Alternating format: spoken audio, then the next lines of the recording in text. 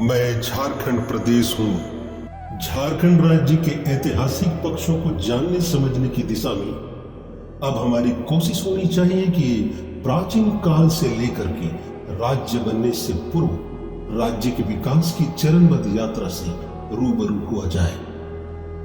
तो चलें इस यात्रा में शरीक होकर के अपने राज्य की गौरवशाली परंपरा से अवगत हो चले। तो कहना उचित होगा कि झारखंड के विभिन्न जिलों में पुरातात्विक अन्वेषण से मानव सभ्यता और संस्कृति के विकास की जंगल गाथा सामने आती है। हमारे प्रांत में हुए पुरातात्विक उत्खनन में पूर्व पाषाण काल, मध्य पाषाण काल और उत्तर पाषाण कालीन पत्थर के औजार और उपकरण बड़ी संख्या में प्राप्त हुए हैं। उनसे यह बात तो साबित हो ही जाता है कि झारखंड में आदि मानव रहा करते थे।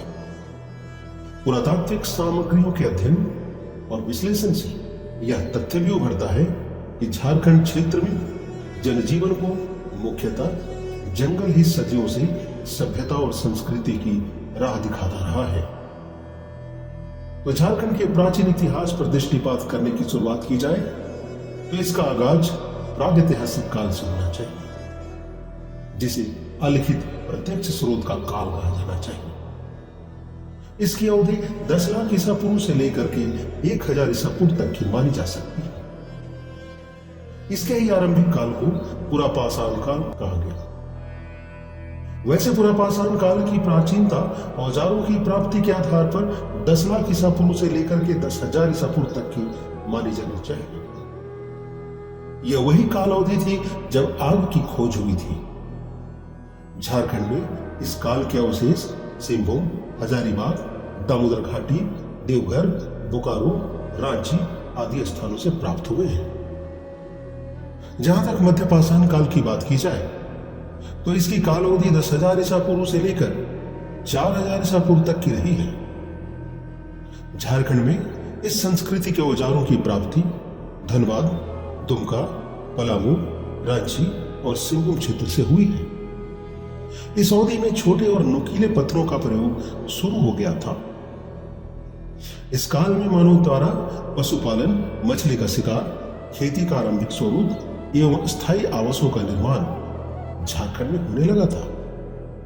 इसी काल में अंत्येष्टि संस्कार की भी शुरुआत हो गई थी। औजार संबंधी साक्ष्यों की बात करें तो पलामू जिला के शाहपुर, अमानतपुर, रंकाकला, बजना, बीरबंद, झाबर एवं रांची रोड से ऐसे इन स्थानों से बहुत सारे प्रमाण प्राप्त हुए हैं। अब थोड़ी सी चर्चा नवपाषाण काल को लेकर की जाए। इसकी अवधि 4,000 ईसा पूर्व से लेकर 1,000 ईसा पूर्व तक की मानी जा सकती है। अर्थात 4,000 वर्षों के अंतराल में झारखंड के ऊंचे भूभागों में लघु बस्तियां स्थापित होने लगी थी। कृषि कार्य भी शुरू हो चुका था। पत्थरों से तक्षनी, खुरचनी, भाले की नोक आदि बनाए जाने लगे थे। आग का उपयोग कुंभकारी के लिए शुरू हो चुका था। नवपाषाण कालीन संस्कृति के चिन्ह लोहरदगा, रांची, सिंहभूम में स्पष्ट रूप से दिखाई देते हैं। नवपाषाण काल के हस्तकुठार को बोरमेन नामक विद्वान ने 12 प्रकार का बताया था। इसमें अधिकांश प्रकार के हस्तकुठार छोटानागपुर से ही पाए गए हैं। विद्वानों का मानना है कि असुरों का आगमन नवपाषाण काल के प्रथम चरण में ही हुआ था। अब थोड़ी सी चर्चा पूर्वी सिंहभूम के संदर्भ में की जाए तो पूर्वी सिंहभूम के बानाघाट क्षेत्र और पश्चिमी सिंहभूम के चक्रधरपुर स्थित बेबो, इसाडी, बारूडी, पुरनापानी, डुंगडोंगी, सेरंगा और फुलडुंगरी आदि स्थानों से प्राप्त पत्थर के उपकरण एवं काले रंग के मृदभांड नवपाषाण काल की संस्कृति के प्रमाण देते हैं। इसके अलावा चाईबासा क्षेत्र में पत्थर का सेल्ट, जिसे कुदाल कहा जाए, और छेनी एवं चाकू की प्राप्ति भी इस काल के प्राप्त प्रमाण देते हैं। नवपाषाण काल के बाद धातु युग का अस्तित्व आया और इन दोनों के संक्रमण काल को ही ताम्रपाषाण काल कहा गया। भारतीय इतिहास के फलक में 5,000 ईसा पूर्व का काल कहा जाए, किंतु झारखंड में इसे 4,000 से लेकर 3,000 ईसा पूर्व तक का काल माना जाना चाहिए। जहां तक तांबे के प्रयोग की बात है, तांबा का प्रयोग झारखंड में 4000 ईसा पूर्व में खूब हो रहा था। उस समय की असुर, बिरजिया, बिरहोर जनजातियां तांबे के खाने से ऐश निकालकर गलाना शुरू कर चुके थे।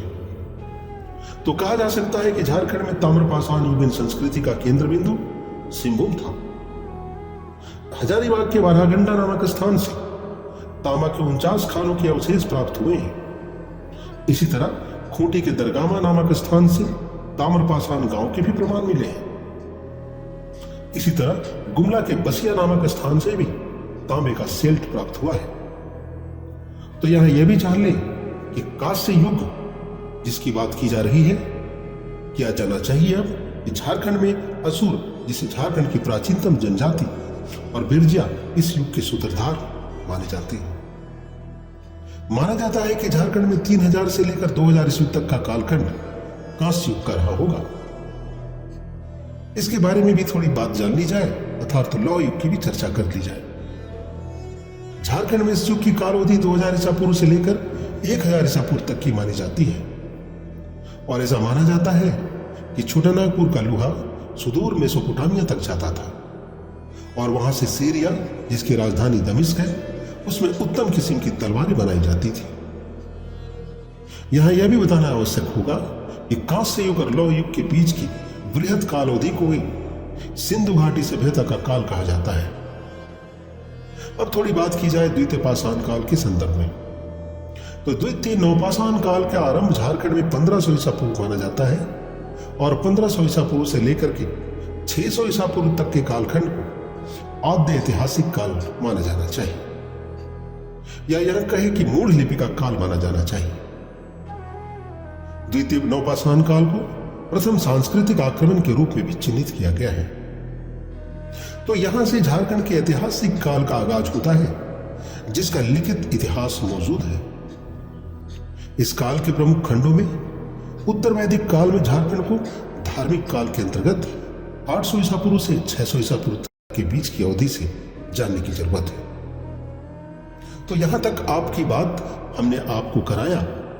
इसके अगले पायदान में आपसे संवाद होगा झारखंड में ऋग वैदिक काल एवं उत्तर वैदिक काल के संदर्भ में झारखंड के परिचय से आपको जोड़ने की कोशिश होगी। आप हमारे साथ बने रहें। बहुत जल्दी आपके साथ झारखंड के ऐतिहासिक काल में ऋग वैदिक काल और उत्तर वैदिक काल से जुड़े हुई जानकारियां विधिवत आपसे साझा की जाएंगी। धन्यवाद। Unacademy. Let's crack it.